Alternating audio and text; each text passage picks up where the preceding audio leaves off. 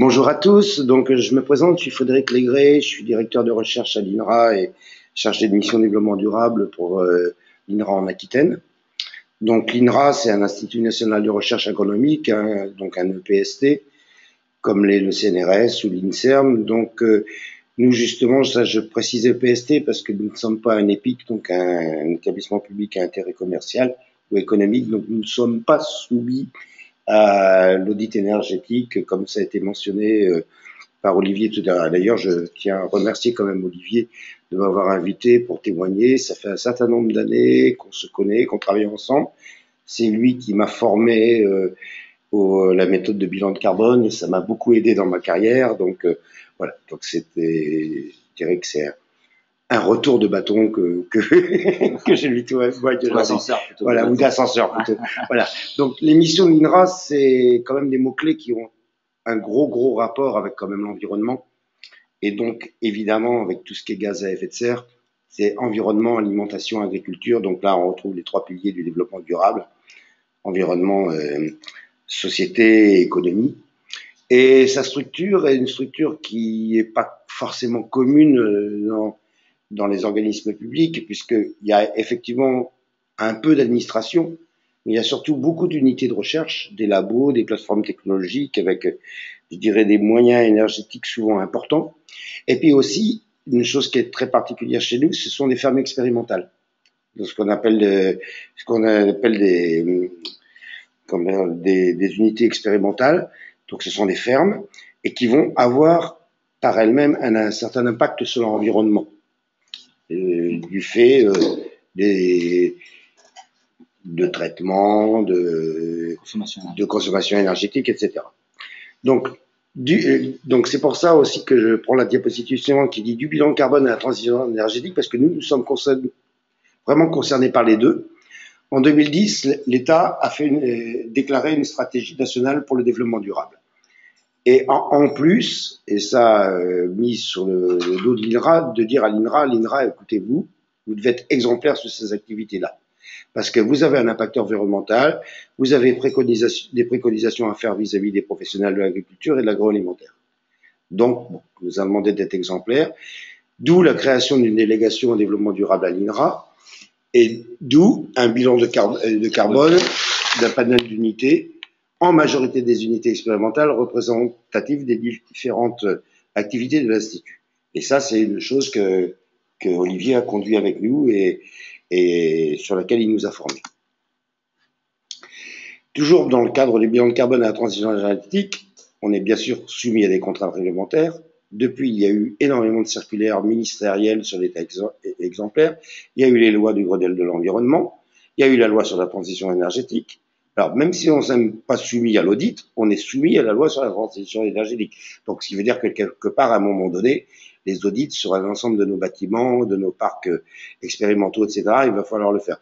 À ça, il faut rajouter les lois sur la gestion du parc automobile, et j'en passe parce que je pourrais y passer la matinée.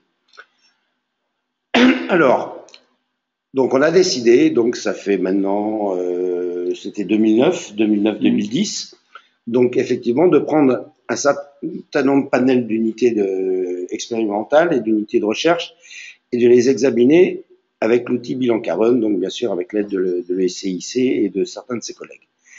Ce qui est apparu et ce qui a été très intéressant, c'est qu'en fait, en fonction des activités, là vous voyez, vous avez différents profils, et ces profils vous indiquent, bon là vous avez des cerfs, là vous avez des unités qui travaillent sur les poissons, vous avez des unités, là c'est l'administration, là vous avez des unités qui travaillent sur les herbivores, et puis là sur les porcs, et d'autres sur la viticulture ou sur les systèmes agronomiques, et là sur les grandes cultures ou sur l'agriculture.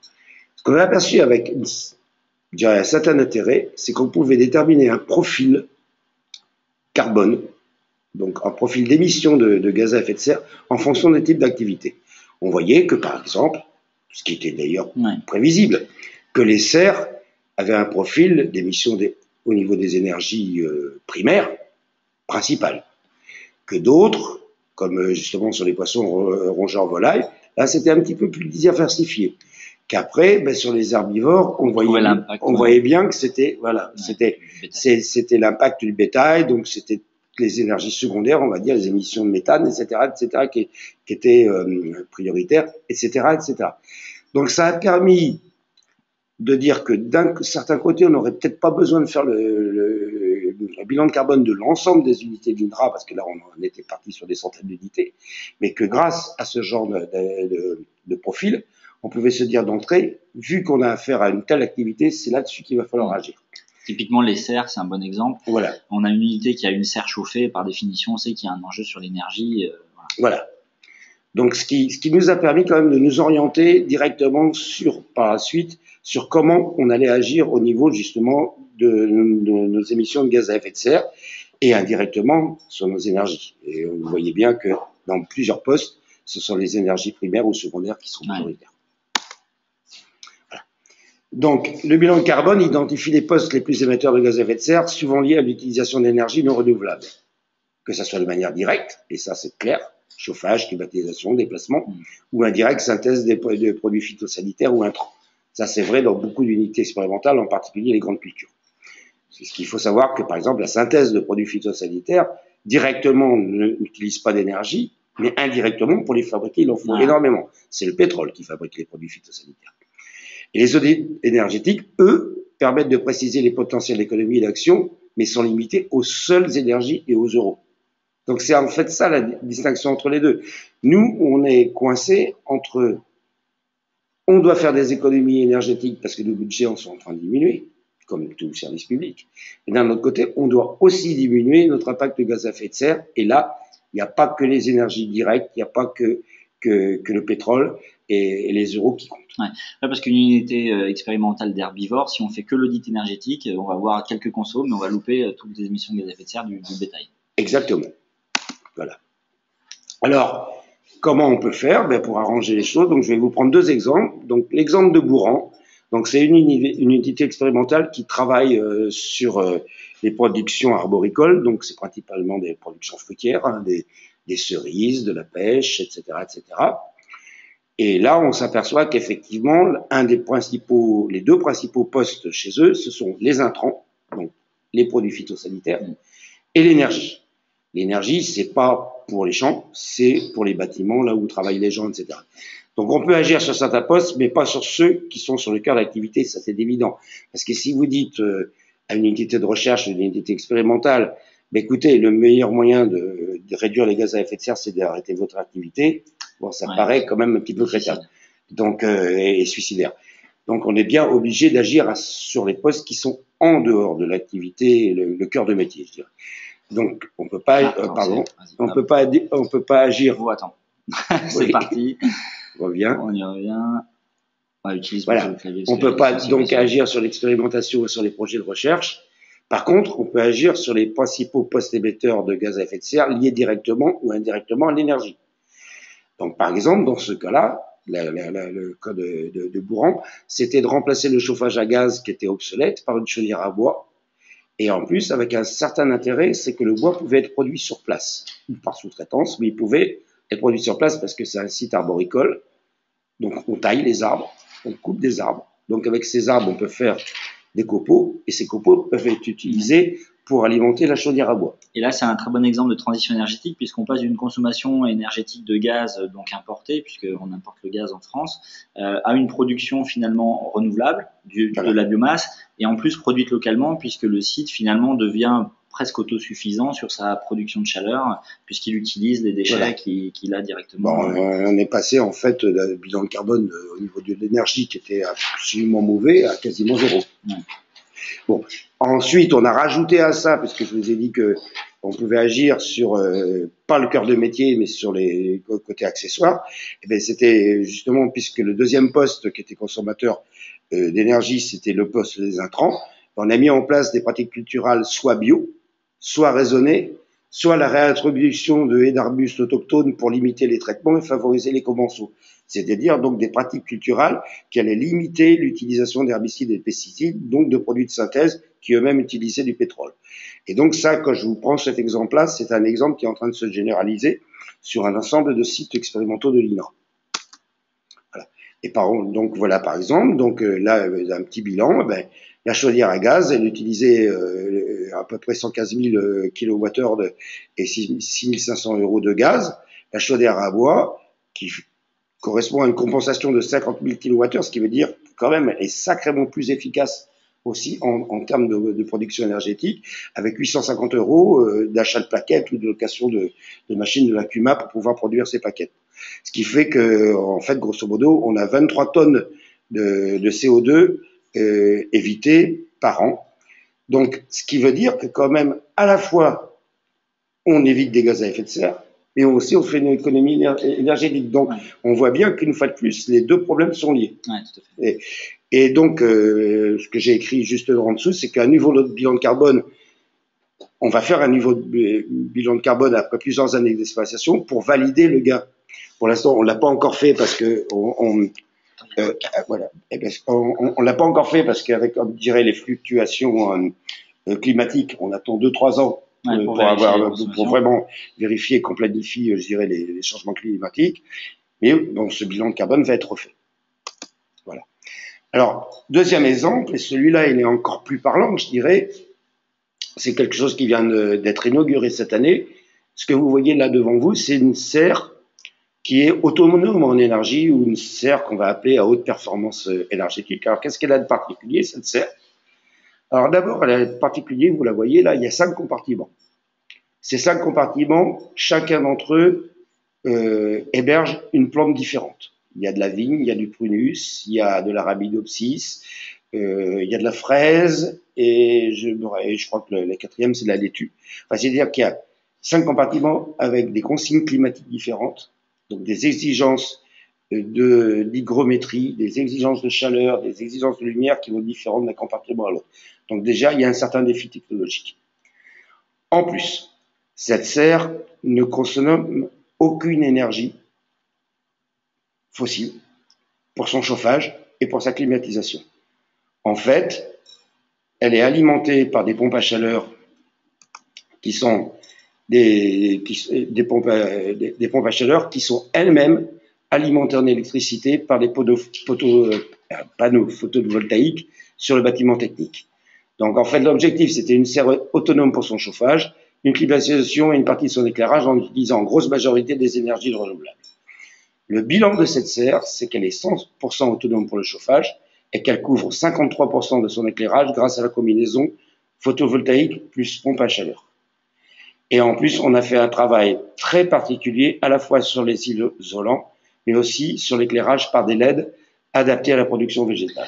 Ouais, parce que l'objectif, c'était que les LED puissent garantir aussi un éclairage qui permette Le problème, c'était que, comme pour Bourran, il ne s'agissait pas de tout d'un coup laisser tomber l'expérimentation. Ouais. Si on avait fait une serre autonome en énergie, mais que les plantes ne poussaient pas, ça servait strictement à rien. Parce qu'on peut peut-être préciser que les serres de l'INRA, comme on est sur de la recherche, on n'est pas sur une serre de production agricole stricte qui va se servir des conditions météo extérieures, mais là, on va modéliser des climats pour voir l'impact sur la pousse. Voilà. Et donc, c'est pour ça qu'elle est chauffée, climatisée, pour pouvoir modéliser différentes. Et puis, on va travailler sur certains gènes. On va pas avoir. On n'est pas dans une serre qui est là pour produire des tomates. Ouais.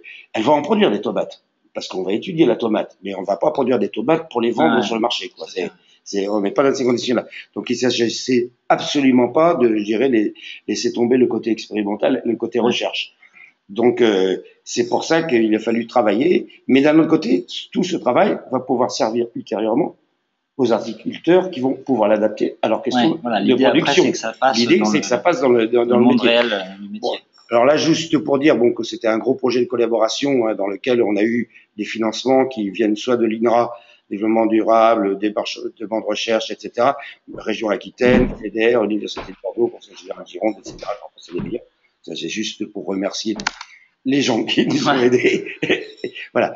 Ce qu'on a fait quand même aussi, c'est qu'on s'est assuré de pouvoir faire quelque chose de sérieux, parce que quelque part, nous sommes des scientifiques et on aime bien faire des comparaisons. Un scientifique a toujours un témoin. Et donc, nous, ça tombait très bien parce qu'on avait un témoin juste à côté, à 25 mètres, la même serre de 250 mètres carrés, donc 2 fois moins grande, mais chauffée au gaz.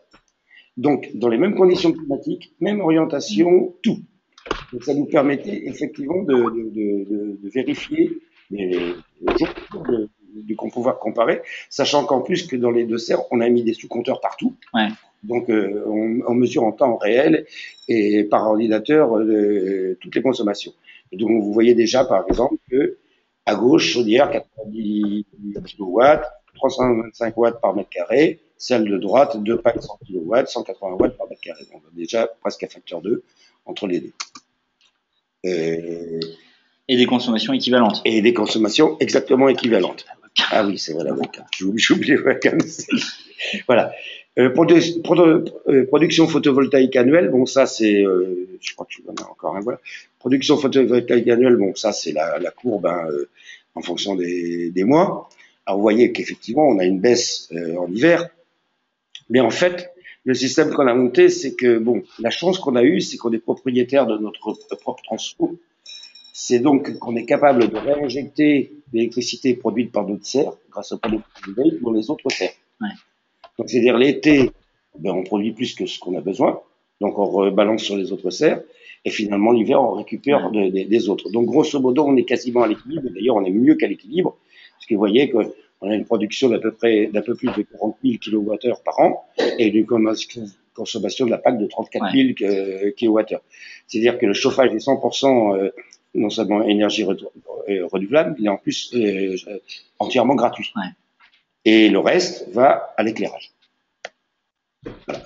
Alors, juste pour vous illustrer finalement le travail qu'on a fait, c'est qu'on a vérifié que, par exemple, je vous ai dit, on a mis des LED, mais personne n'était absolument certain que les LED allaient pouvoir faire pousser une fraise, ou faire pousser une tomate, etc.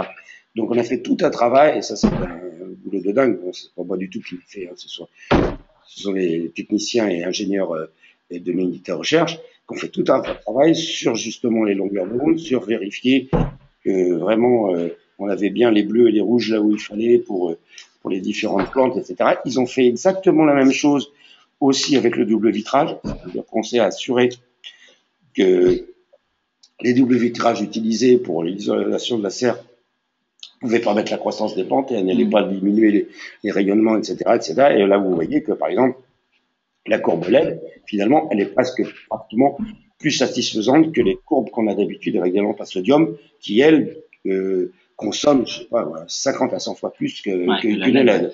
Donc, on a un gain sur la performance énergétique et on a un gain sur la fonction du produit aussi. Et voilà, et même sur sa longévité et même sur son recyclage. Ouais, c'est bon. Voilà.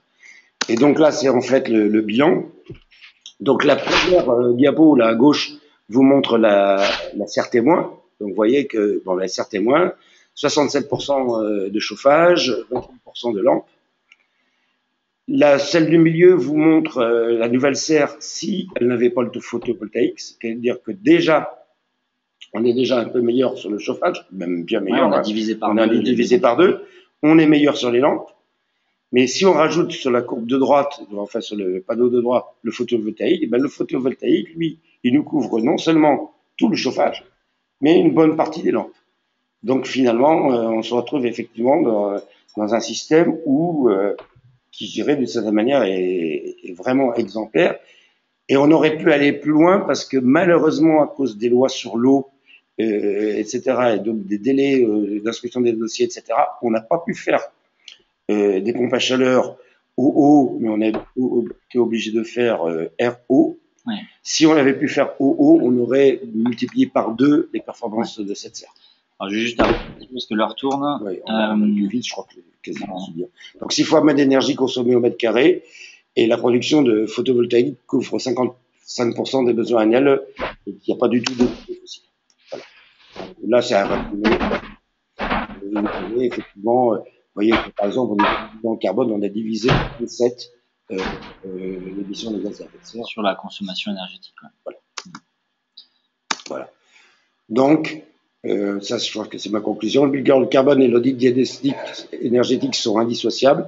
Le premier permet un état des lieux de l'impact environnemental d'une activité donnée, dont une bonne partie est liée aux énergies. Le deuxième permet d'avoir une vue précise des impacts énergétiques et d'amener des solutions principalement techniques. Ouais.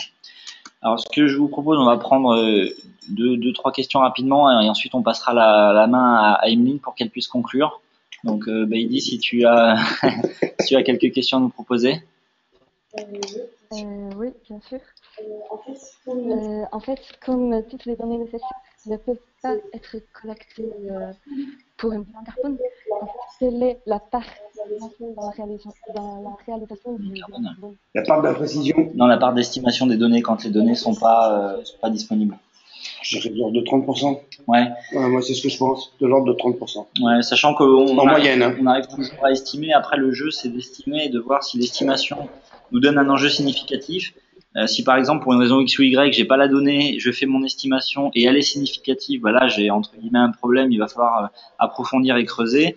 Si par contre mon estimation me démontre qu'il n'y a pas d'enjeu, c'est absolument pas gênant Voilà. d'avoir démontré Ouais. par l'absurde entre guillemets que c'était pas un Ouais, enjeu. voilà, moi, c'est ce que je dirais. Si la donnée est très importante, il faut aller la chercher et la préciser. Regarde. Si la donnée est très importante, il faut la préciser et aller la chercher. Si elle est vraiment pas significative, pourquoi s'embêter? Ouais, on peut l'estimer. Merci. Ouais. Pour une autre question. En fait, est-ce que les bâtiments neufs sont bien concernés par l'audit énergétique? Alors, les bâtiments neufs, l'obligation d'audit énergétique, elle est sur les entreprises et les copropriétés. Les bâtiments neufs en eux-mêmes, il n'y a pas d'obligation de faire un audit énergétique. Par contre, il y a deux choses. La première, c'est qu'ils sont soumis à la réglementation thermique 2012, donc qui est l'équivalent de la norme BBC, bâtiment basse consommation. Donc, un bâtiment neuf, s'il a été conçu et réalisé dans les règles de l'art, il est normalement déjà intrinsèquement performant. Maintenant, on s'aperçoit aujourd'hui qu'il y a certains bâtiments neufs qui sont pas performants pour plusieurs raisons, parce que parfois la conception est défaillante, parce que parfois les réglages simplement de l'installation sont défaillants, et que la transmission du bâtiment à la maîtrise d'ouvrage est pas toujours bien faite. Voire on a certains maîtres d'ouvrage qui estiment que grâce à la garantie de parfaite réalisation, ils n'ont pas besoin de se préoccuper de l'exploitation du bâtiment la première année, ça fait partie de la garantie. Donc on a eu des cas de figure de bâtiments où le chauffage n'était pas coupé pendant l'été, par exemple. Donc du coup, c'était des bâtiments qui étaient performants sur l'enveloppe, mais qui n'étaient pas performants dans leur consommation parce que l'exploitation était défaillante. Donc pour conclure sur les bâtiments existants, il faut se poser la question des bâtiments neufs, est-ce qu'on a vérifié le niveau de performance? Si le niveau de performance est atteint, bah, très bien. Pourquoi pas aller vers l'ISO 50001 pour certifier la performance et le système de management. Si par contre on n'a pas atteint le niveau de performance, ça veut dire qu'il faut se poser la question et un audit peut permettre d'aller chercher les leviers d'économie d'énergie. Voilà, il est 59. Emeline m'avait dit au plus tard, tu me repasses la parole à 57, donc 2 minutes de retard. Emeline, je te repasse la parole avec mes plus plates excuses pour le retard. Alors,